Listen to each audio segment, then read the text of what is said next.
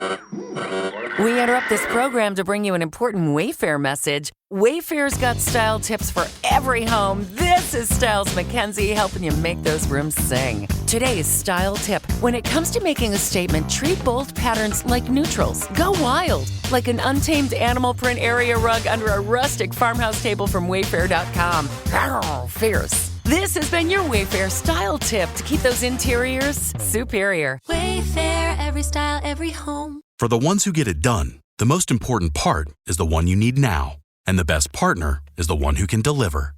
That's why millions of maintenance and repair pros trust Grainger, because we have professional-grade supplies for every industry, even hard-to-find products. And we have same-day pickup and next-day delivery on most orders.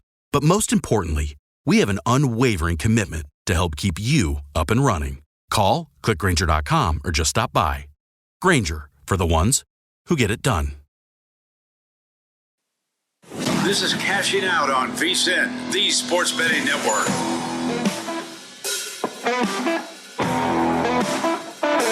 Welcome in, Cashing Out with Joe Ceraulo. Another hour of the program starts now on VSiN, the Sports Betting Network. It was a great night for home teams in the NBA. 3 games, 3 home teams win, 3 home teams cover. It all started with the Indiana Pacers over the Milwaukee Bucks. Indy gets there. They're going to be going to Milwaukee up 2-0. Dame Lillard returned for the Bucks, but didn't add a whole lot of production. It was Giannis, it was Bobby Portis, and it was really nothing else for Milwaukee as the Pacers fended off that late comeback attempt by the Bucks. They cover that 4-point number they were laying. Oklahoma City, double-digit favorites against Memphis, Game 2. Look, this was one where I said yesterday, loud and clear on Cashing Out, I was not betting it. I leaned laying the 14.5, and it was close. I mean, they won by 19. Wouldn't have been a sweat-free cover like Game 1 was, winning by 51. But Oklahoma City did get there. I can't get a feel for any props in this series just because, with these big leads, they were up big after the first quarter. Once again, you don't know how many minutes Oklahoma City's starters are going to play. And there's such a deep team, arguably the deepest in the league, that when they're up, 15 after the first quarter, 18 at halftime, they don't have to exert these guys too long. Now, SGA did go 38 minutes, 8 boards, 27 points. But a guy like Holmgren went 33 minutes. That's not a ton. Hartenstein, only 27, got 10 boards, but under on points with 6. You get Cason Wallace given 24 minutes off the bench. Aaron Wiggins, who goes leading scorer mode Game 1, plays 7 minutes Game 2. So you never know with the minutes what you're going to get from these guys. They decimated Memphis on the glass, plus 13, 55-42. How about that? Triple J, 26 for the loss, for the Grizz in the loss. Desmond Bane had a double-double, 19 and 12. He's been great on those combo bets. John Morant, I thought a very weak 23 points. And this is what we've talked about with Morant, right? We cashed out on the under in the play-in game. The Grizzlies Mavericks went under 26.5 on the bad ankle he just rolled against Golden State. Goes 23 points in this one, 10 of 25 shooting. 2 of 6 from 3, not a real threat from beyond the arc. 5 turnovers. Oklahoma City took pristine care of the ball. Plus 7 in the turnover margin. They only coughed it up 7 times. Memphis, 14 of them. How about that? I mean, I would love to say the Grizzlies could get one at home. I don't see it. Oklahoma City is just head and shoulders above this team. I think they're going to end this in 4, the way things look right now, and rest up for potentially a 7-game battle, the winner of the Nuggets-Clippers. More on that game momentarily. I can't wait for that Game 3. Final home team to win and cover Tuesday night. The LA Lakers get over Minnesota 94-85. How about Luka making a statement? The team really made a statement after that embarrassment of a home loss. Game 1, 22 points on their home court. Their scoring output's been nearly identical. 95 in the loss, actually 1 more point than they had in the win. But the defense showed up in a big way. How about it? Holding Minnesota to just 38% shooting from the floor, 20% from 3, just 5 of 25. Lakers weren't much better, 6 of 29, just like a 0.5% better. So no one really did much from 3, and this low-scoring affair goes way under. Luka finishes 31, 12 boards, 9 assists, 1 shy of a triple-double. LeBron, 21, 11 boards, 7 assists. 3 shy of a triple-double. Austin Reeves couldn't hit a 3 to save his life. Was 7 of 8 from 2, though. Finished with 16 points, 5 assists, 5 rebounds. Overall, outside of the 3-point shooting, good game from him. Hachimura added 11 points. And that was pretty much that. Not a lot of offense in this one for either side. Like I said, went way under. You look at the Wolves, they only had 2 guys in double figures. Jules Randle had 27. Ant-Man had 25, including a monster dunk. No one else had even 10 points for Minnesota after those 2 guys. So not exactly a well-rounded game for the Wolves in that loss. But the Lakers get there. Going into Game 3, they'll shift venues and head to Minnesota. Wednesday NBA action. Got 3 more games. Only one I can say with a straight face that I'm looking forward to. Houston, Golden State. 6:30 p.m. Pacific time tip, 9:30 Eastern. Rockets laying about 3.5 in that one. How do you like that? We'll get you some odds. We'll shop around, courtesy of VSiN.com. See what some other shops have. 3 seems to be the consensus number. A flat 3 at most places. Here at Circa, it's juice 15 cents. You can get it at plenty of places, minus your standard 110. I'd be looking at Houston to win this game. Cover that number. After that Game 1 loss, I will say the way that they finished, the final 18 minutes, Game 1 on Easter Sunday night for the Rockets, not to say, look, it's a loss. We're not handing out participation trophies here. Those were encouraging minutes of basketball, though. They were down, 20, 23 to Golden State, and it really all came in a span of 18 bad minutes, right? First quarter ended, Rockets, I believe, were up a couple. Second quarter and the beginning of the third, disastrous. 18 minutes, the Rockets had something like 19 points. It was maybe 22 points, excuse me. They had 22 points in those 18 minutes of basketball. It was disastrous. Final 18 minutes, back half of the third, entirety of the fourth, they figured it out. They still lost, but they were like plus 13 on Golden State in the final 18 minutes of basketball. So maybe you had some jitters. Remember, it's a young team. They have a great coach, Ime Udoka. One of the vets was a no-show. Fred VanVleet stunk. Him and Jalen Green were something like a combined 7 of 30-something. They were terrible shooting from the floor in that one. So you can't imagine that Jalen Green and Fred VanVleet are going to shoot any worse. Şengün had his way with the lack of size that the Warriors have. And Golden State has been the beneficiary of 2 games thus far in the postseason, one in the play-in, one in the actual playoffs, where Jimmy and Steph have provided at least 59% of the Warriors' points. It was 59% against Houston. It was more than that against the Grizzlies. They had 75 they combined for. If Houston, who I'd put right up there with Oklahoma City, I would put the Rockets second best defensive team in the West this year. You can argue Golden State. These are realistically your second and third best defensive squads in the Western Conference behind the Thunder.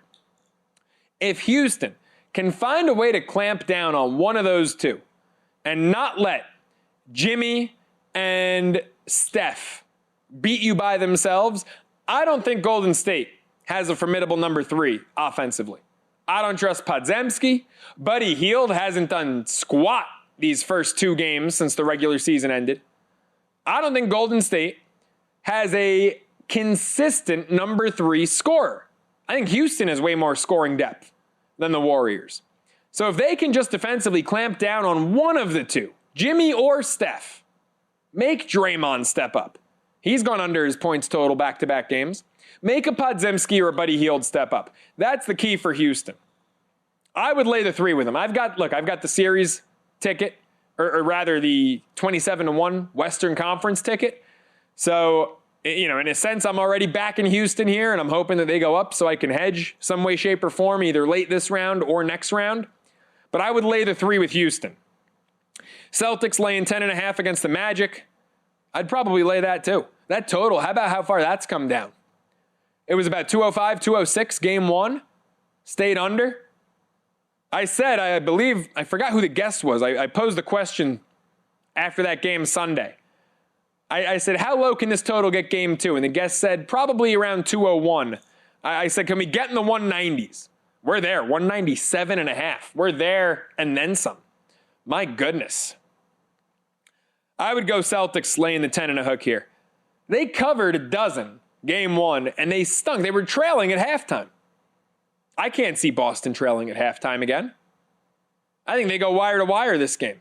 Maybe the Magic steal one in Orlando. Maybe. But I can't see them winning at TD Garden. I think the Celtics are more likely to go wire to wire and win by 20 than they are to win by single digits in this game. I think they've already learned their lesson game one coming out of the gate a little slow. Remember, they covered a dozen, and Tatum and Brown were mediocre. Tatum and Brown didn't even bring their A game, and Boston covered a dozen. 10.5 game two when the Celtics, I don't think, can play worse. No, I'm back in Boston in that one. Cavs laying a dozen against the Heat. No action there. If I was to rank the bettability of these sides, I would go Celtics minus 10.5, my favorite play on the board. Rockets minus 3, my second. And then Heat Cavs, I want nothing to do with this number. Cleveland, give them credit, game one, their scoring attack was versatile. Donovan Mitchell was great. Ty Jerome off the bench was great. I just think Cleveland's way too deep for the Heat. And that might be actually what keeps Cleveland in a series with Boston. Look, I'm well on the record saying I think Boston's running through the East, but Cleveland has great depth. I would say they're deeper than Boston. How many real threats off the bench do the Celtics have? They have the guy who just won Sixth Man of the Year, Peyton Pritchard. That was never in doubt. And Horford, right? Horford coming off the bench most nights for Boston. But the Cavs with Hunter and Jerome, I think the Cavs have more scoring options, but I think the Celtics have superior options. So I still stand by Boston to win the East. I don't want anything to do with that Cavs laying 12 against Miami. I think the Heat will steal a game in South Beach. I don't know which game, but I could see this one going 5. I think Boston is still more likely to end in 4 than the Cavs Heat series. Folks, if you're interested in betting on the diamond, ProfitX is offering the best odds all baseball season long. ProfitX is a peer-to-peer sports exchange available in over 40 states, the first of its kind in the U.S. You'll be able to make your picks against other groups of fans rather than against the books. Exchanges guarantee you the best odds on average by 10 to 20%. And here's the kicker, you can even request your own odds. Download ProfitX today with code VSIN, and you can earn up to $200 in profit cash over your first month. Great way to bet baseball, ProfitX. We'll dive into the Wednesday slate of games on the diamond shortly. It's Cashing Out with Joe Ceraulo.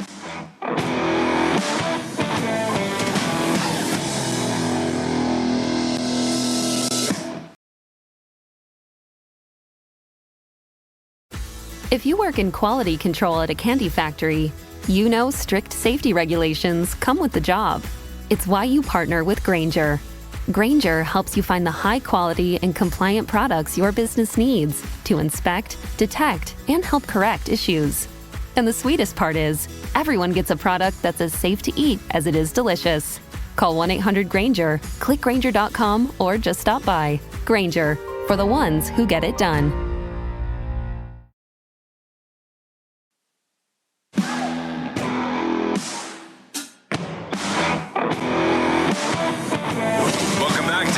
Out here on VSIN, the Sports Betting Network. All right, Cashing Out continues, taking you through the late hours of your Tuesday night on into your Wednesday morning here on the program with me, Joe Ceraulo. And the NFL Draft is just a few hours away. Realistically, 40-something hours away. But we're inside 2 days, folks. We're inside 48 hours. Who better to break it all down with than the man who just released his 4th and final mock draft? Our friend from A to Z Sports, Joe DeLeone, also one half of the Ruffino and Joe show, joining us now on the Progressive Guest Line. Joe, is this mock draft 4.0 your final one? Can we be done before we get to like a 5.3?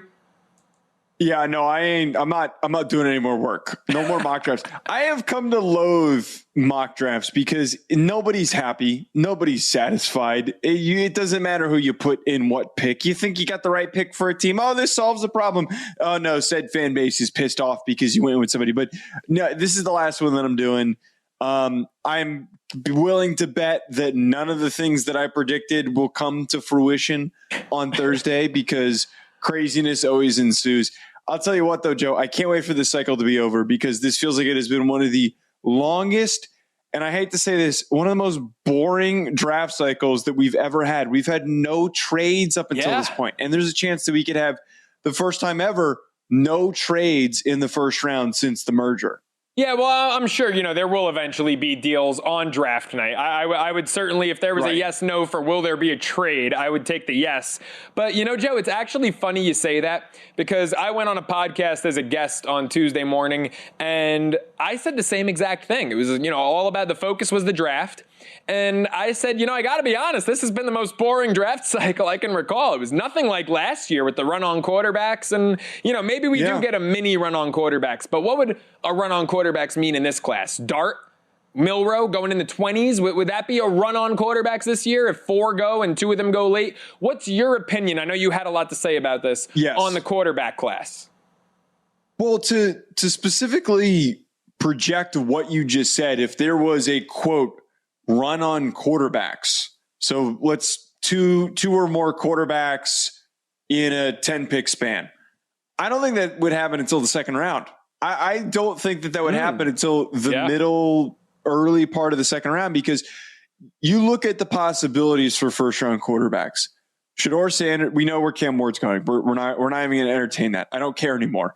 The other option is where Shedeur Sanders goes. And if he gets bypassed at the beginning of the top 10 of this draft, he could end up with the Saints. He could end up with the Steelers. Once Shedeur Sanders is off the boards, arguably most of those teams that still need to address quarterback, whether it's the Browns, maybe it's the Raiders, maybe it's still the Saints or the Steelers, if they're not in love with the options out there, why are they going to rush? I think that the realistic location for this run, though, and the reason why I do think it ends up being the beginning of the second round, is after everybody figures out and addresses their first round picks, they're going to come back around and they're going to think, all right, we've got the offensive tackle we needed. We got the edge rusher. We got the defensive tackle. We got the tight end. Now let's plug in and grab a developmental quarterback that's worthy of where we're picking him. At the end of the day, the biggest part with all of this, Joe, is I don't think that the NFL is as in love with these quarterbacks prospects as the media is.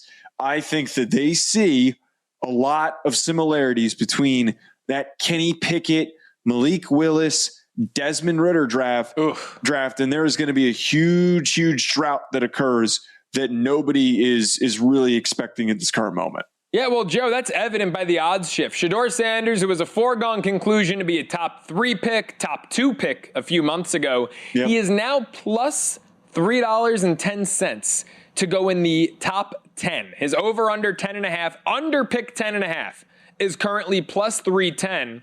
You've got him going in the top 10. You've got him going third to our Giants. So, Joe, let me ask you, would you rather bet Shedeur at plus 310 to go under pick 10.5, or get a little juicier, since you've got him going third, would you take top 5-1, plus 500?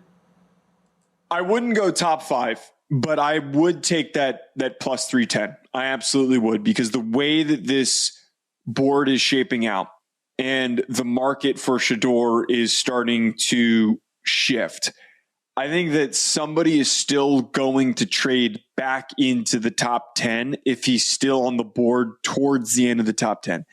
One of the things that stands out to me in the recent report, I believe it was Tom Pelissero who put this out today, that he shared a quote from an assistant NFL coach who said it was the worst meeting that he's ever had with a quarterback. Get out. He went on to say that he thought he was entitled, all these things. I feel like that is so different from everything that I have heard leading up to this point, the entire time before the college football season, that Shedeur Sanders was a great leader. I think that some of the things that he said and done after losses was taken heavily out of context, especially by the media that has loved to take Deion Sanders and Shedeur Sanders and Travis Hunter, all of their instances out of context. We need to remember what week it is. What perfect timing that this report, those interviews, those pre-draft interviews didn't happen yesterday. They didn't. They didn't happen on Monday.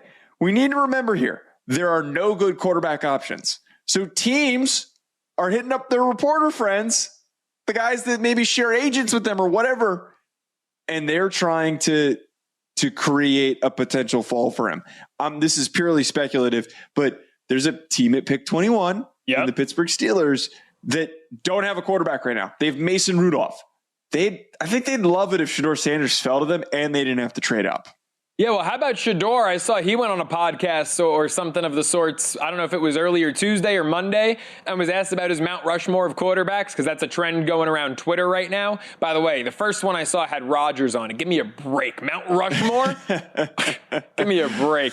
And Shedeur gave his 3, and I'm not sure who it was. I mean, to me, there's only one answer for the first 3 guys. It's Brady, Montana, Peyton Manning, and then, argue over the 4th. I would say, if active guys are eligible, I would already put Mahomes there, but that's just me. Yeah. And Shedeur, whoever his 4th spot was, he said, and the guy who's going to be throwing to DK Metcalf and George Pickens. So you think Shedeur is all in on being a Pittsburgh Steeler? I mean, plus $1.90. I don't know if he'll fall that far, but he seems like he's in on it. I think if that does happen, there's going to be some sort of a move up. I would be really surprised if he makes it all the way to pick 21. I think that the biggest part, if we read into the past with the volatility of, the variance of opinions, there's not really a lot of continuity on where he's going to go. I think that plays into that there is a hope by some teams that he ends up falling in their lap, and that is going to eventually maybe motivate some teams to trade up. I think one thing that I find interesting, and that I remember back to a couple of years ago, do you remember Will Levis when he was coming out? It was I've been talking about that all week. It was a surefire thing that this kid was going to go in the top 10. There was nothing negative really in the media out there. There were no big storylines, nothing. But from what I had heard, I didn't report this, but what I had heard is that he freaked teams out in meetings. Like, they thought that he was psychotic. Mayo in his coffee and eating bananas with the peel. No crap, the guy's a psycho. But not that kind of, I understand what you're saying, but not that kind of psycho. But they thought that he was just not the type of guy that they wanted leading their team. And lo and behold, that non-reported on rumor ends up playing into the fact that he falls to the beginning of the second round, and he was worth going at the beginning of the second round. So I say this to say that a lot of times these guys, where there is wild stories that come out, and it's been coming out for this entire process, and it's going to pick up steam over the next couple of days for Shedeur Sanders.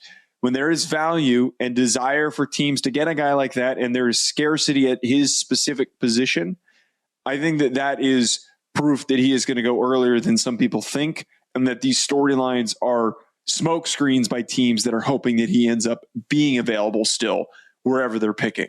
Yeah, I agree with you completely. I can't see Shedeur falling out of the top 10 at plus 310 for him to go under pick 10.5, be it the Giants, the Saints, or a mystery team. Sign me up for that. Folks, the NFL Draft is one of the few betting events where research beats reputation, and VSiN Pro can help you cash in. Right now, get VSiN Pro access through August 1st for just $59. That's a full summer of sharp betting insights at half the regular price. With VSiN Pro, you'll get daily best bets from our hosts and guests, including sharp insight to NFL draft props, real-time betting splits from DraftKings and Circa, 24/7 video access on the VSiN Watch app, and more. From the draft to the Derby and beyond, every sport, every edge, one unbeatable price. Sign up now, VSiN.com/subscribe. Joe, in 20 seconds or less, Ashton Genty, under pick 6.5 is minus $4. Over 6.5, plus 300.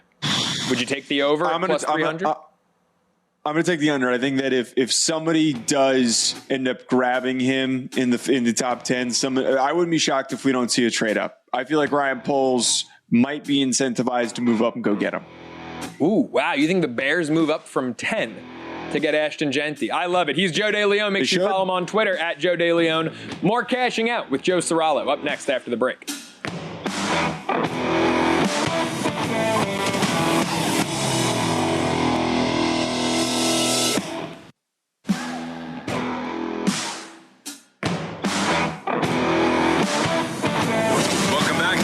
Out here on VSiN, the Sports Betting Network. Cashing Out continues with me, Joe Ceraulo, taking you into your Wednesday morning here on the program. We've got a busy slate, a lot of action on the diamond, 3 NBA playoff games, more Stanley Cup playoffs. Who better to bring in on the Progressive Guest Line and break it all down with, the NFL Draft included, than our friend Scott Spreitzer. Make sure you follow him on Twitter at ScottWins. Check out his great work over at DocSports.com. Friend of the network, Scott. How you doing? How's your action been so far Tuesday? How did that go for you before we dive into these Wednesday games? Well, man, thanks for having me. I've worked with a lot of guys at VSiN over the years, and this is the first time I've been able to work with you, Joe, so I'm looking forward to it. Well, I am not happy to say that Tuesday night has not been my best night. So I had a big play on a OKC over 122.5 points, team total, and they had 70 at the half. My one fear was, if they're winning big, are they going to slow things and shut things down? We cashed that the other night. It was 1 point less, and we cashed it the other night, but not on Tuesday night. And that was the difference in the NBA tonight of a winning night and a losing night. So, but, we'll be back at it on Wednesday, no doubt about it.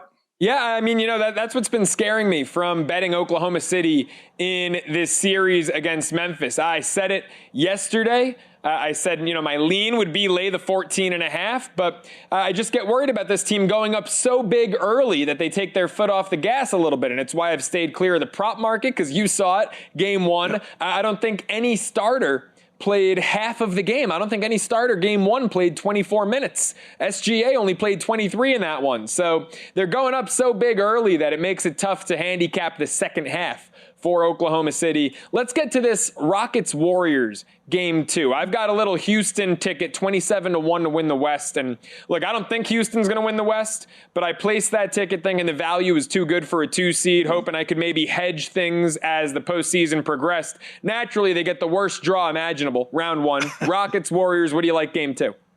Yeah, I think there's been a little bit of an overreaction on this total, 10 points lower than it was in game 1. Golden State had that huge second quarter and then really slowed the pace over the final 12 minutes of the fourth quarter when they got there. If it was more like that 91-90 game in the in-season cup tournament that these two teams played against each other, then you could say Houston controlled the game with excellent defensive play. They played their tempo and all that stuff that goes with that game that we saw a couple of months ago. But that wasn't the case. It was the Rockets shooting horribly. Only 2 players really showed up on the offensive end in any kind of consistent way. And as a team, you missed 23 of 29 three-pointers. Nearly half their free throws went awry. They were 11 for 20.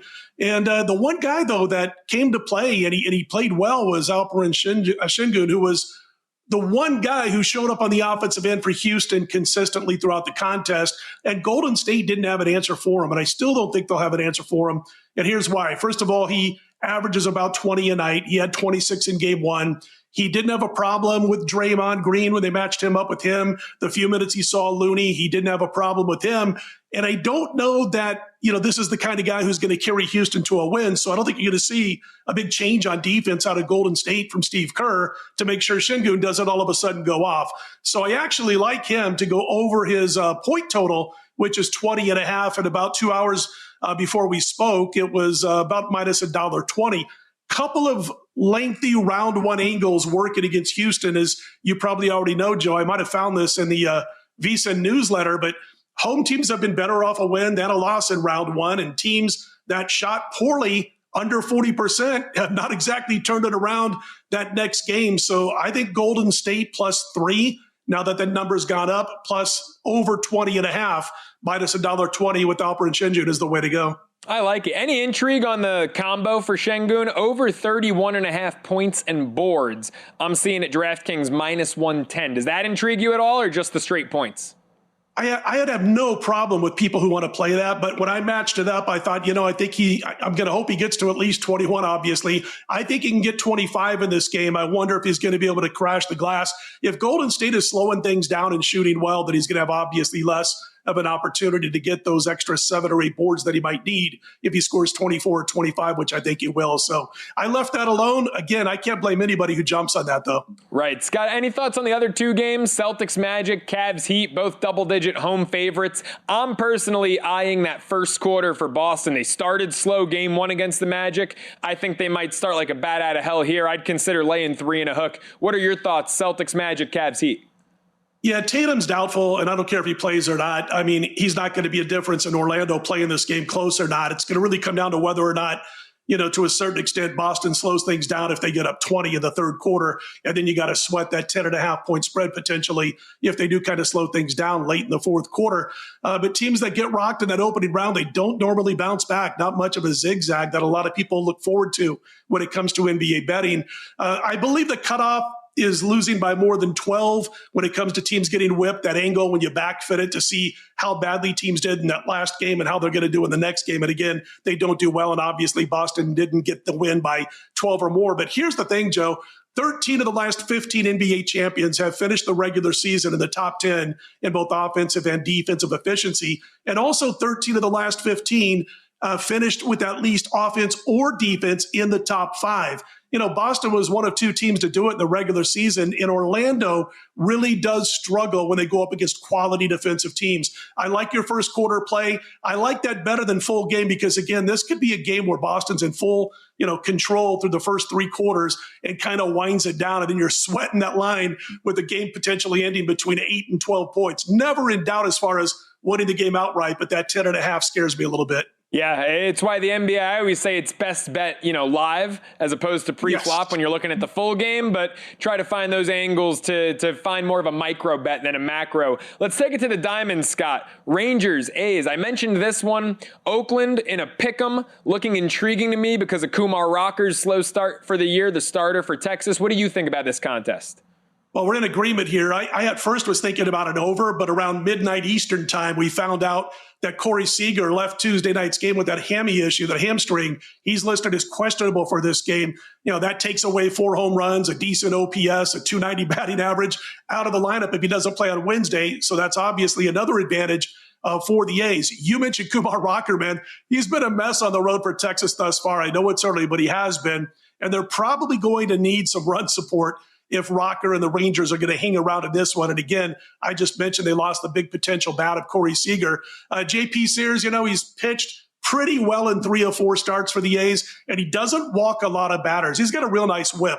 I do like the A's here. I think we're going to be on the same side, Joe. I love it. And the A's, we talked about this earlier in the show. Home teams have been dominating in Major League Baseball this year. Best start, and I know it's early, we're in late April, but best start since the turn of the century, according to Paulie and Mitch on Follow the Money, over 62, 63%.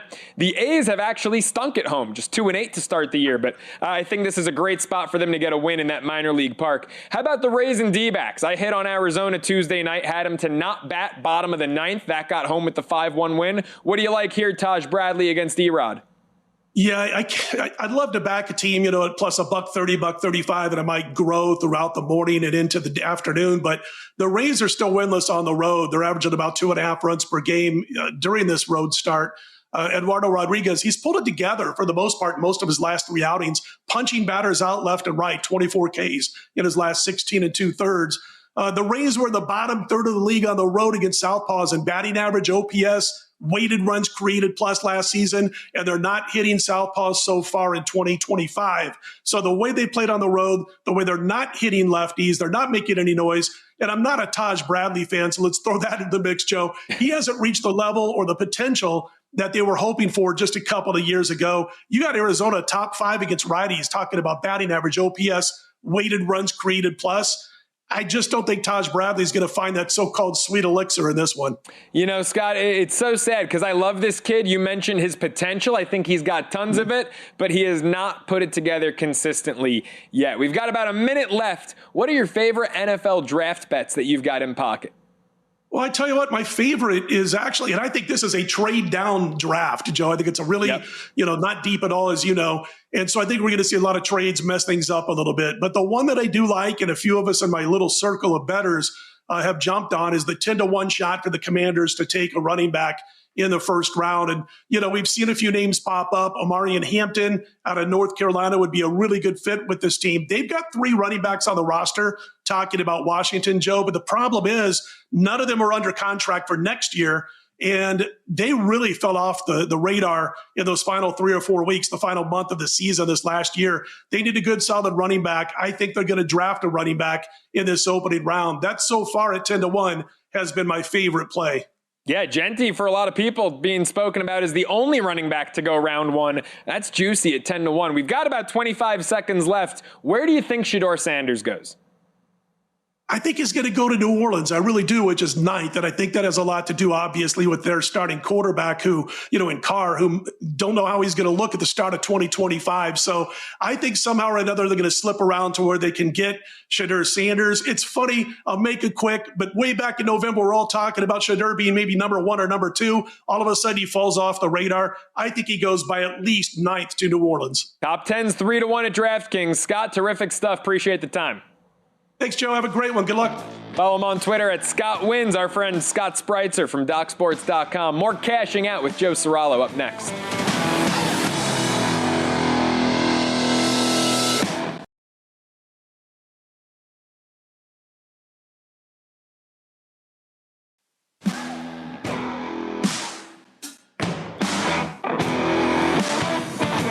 Welcome back to Cashing Out here on VSiN, the Sports Betting Network.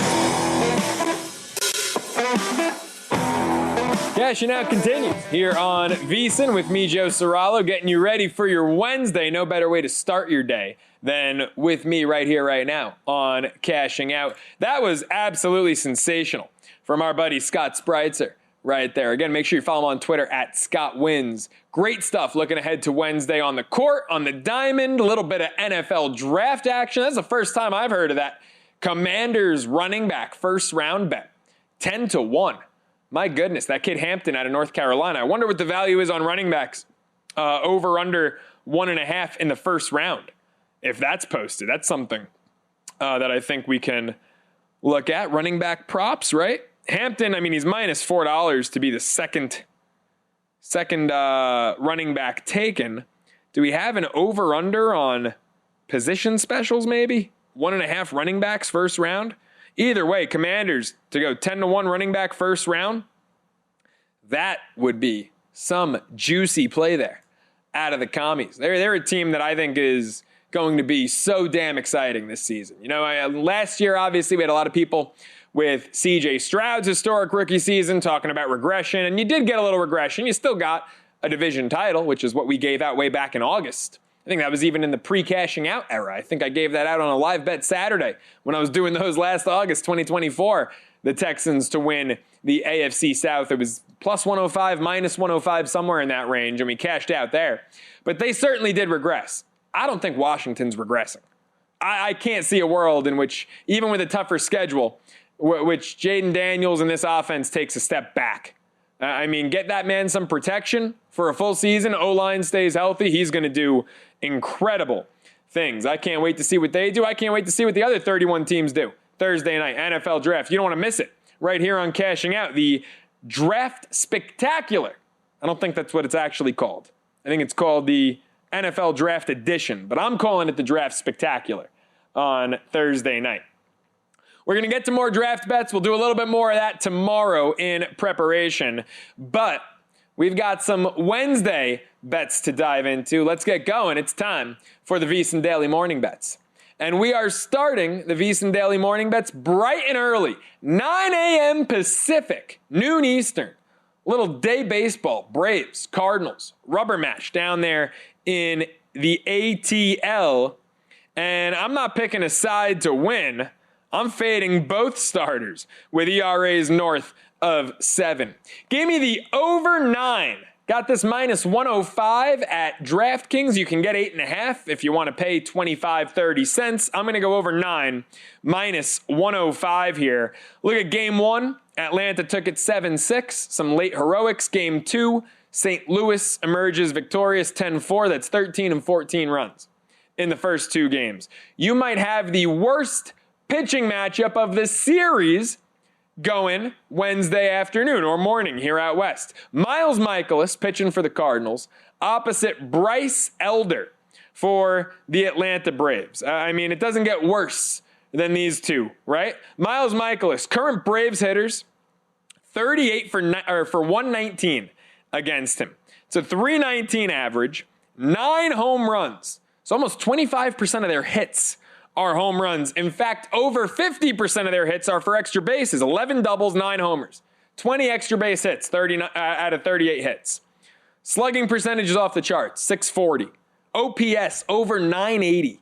I mean, look, it's not a ridiculous sample size. It's not like the Mets having 270 at-bats against Zach Wheeler, who they're facing Wednesday. But it's still 120 at-bats, 119 to be exact, and 983 OPS.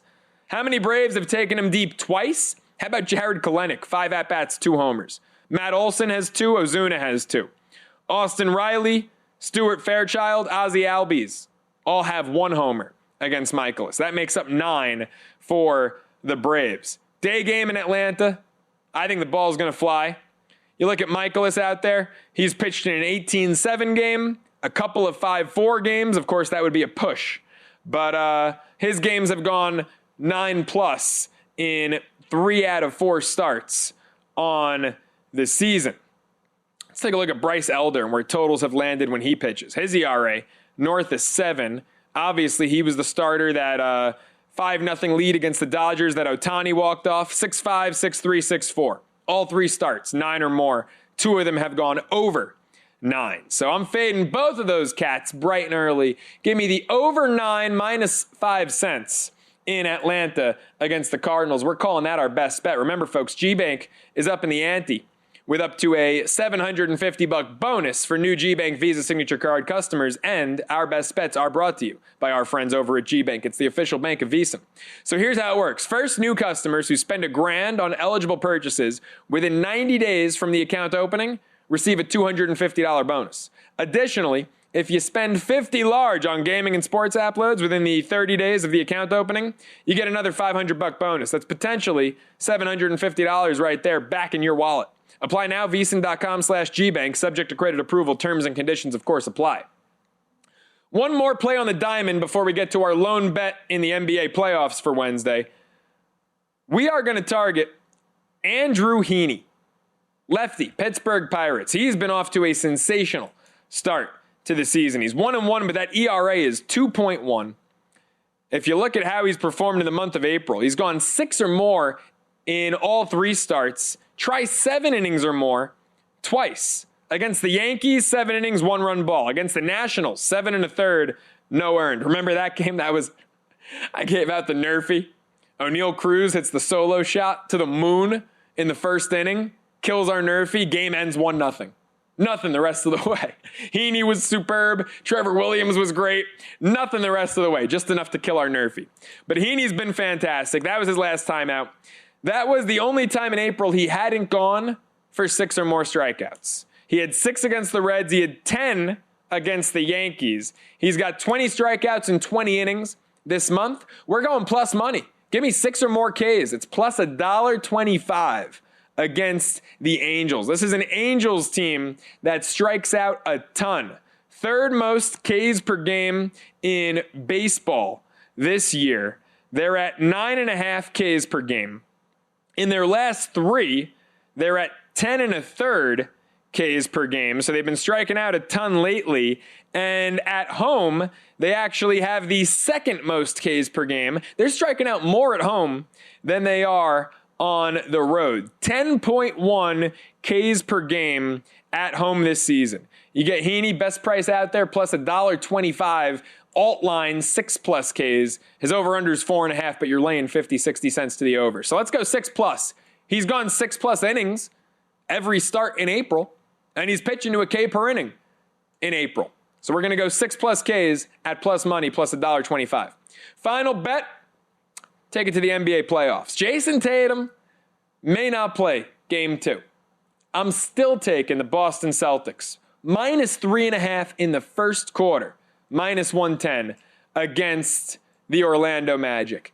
I think the Celtics, after that really slow, or as they would say up in Boston, wicked slow stop in game 1 against the Magic, I think the Celtics are going to go out there and assert themselves early on, much like the Lakers did Tuesday night against Minnesota. Lakers only won by 9. Mind you, they covered, but they were up 19 after the first quarter. Now, I don't know if the Celtics without Tatum are going to go up 34-15, but hey, this Magic team offensively, they have their deficiencies. Boston defensively, one of the best teams in the association. I could see them holding the Magic to 15 in the first quarter. You know they're going to put up at least 20 with or without Tatum, right? Now, I'm not making this bet banking on Boston to hold the Magic to 15. But I do think they'll realistically hold them to about 20, and that they'll put up at least 25 themselves. So give me the Celtics. First quarter, -3.5. This is a bet I am riding with. This isn't, oh, well, guys, keep an eye on the Tatum news. No. Regardless of whether or not Tatum is a go, I think the Celtics are going to start like a bat out of hell and cover that first quarter, laying 3.5 against the Magic. And that'll do it for the VSiN Daily Morning Bets. So 3 plays. How do you like that? Heaney plus money. Cardinals Braves over 9. Celtics first quarter against the Magic. We'll get some more NFL draft action on tomorrow's episode of Cashing Out. Although I might go to put in Shedeur Sanders to go in the top 10 at a better than 3-1 plus 310. I'm sorry. I don't see Jackson Dart getting taken before Shedeur. I just can't see that. He's plus 550 to go top 10. I can't see a world in which that happens. I think Shedeur is going to go somewhere in the top 10. A lot of smoke and mirrors going on. I like that plus 310. Folks, Cashing Out's almost over, but the great content at VSiN never ends. How about VSiN by the books? Dave Ross, Jensen Lewis, 7 a.m. Eastern, followed by a numbers game with our buddies Gil Alexander and Kelly Bidlin at 10 a.m. Eastern. And then Money Moves, hosted by Stormy Bonantoni at noon Eastern. You won't want to miss it. Special thanks to our sensational producer, Jared Moore, for the great work he did on this program. The rest of our amazing team here, Corey, Alexis, Chris, Jarens, and everyone else at the VSiN Studios who made this program happen. That does it for Cashing Out with Joe Ceraulo. Let's do it again, Damani.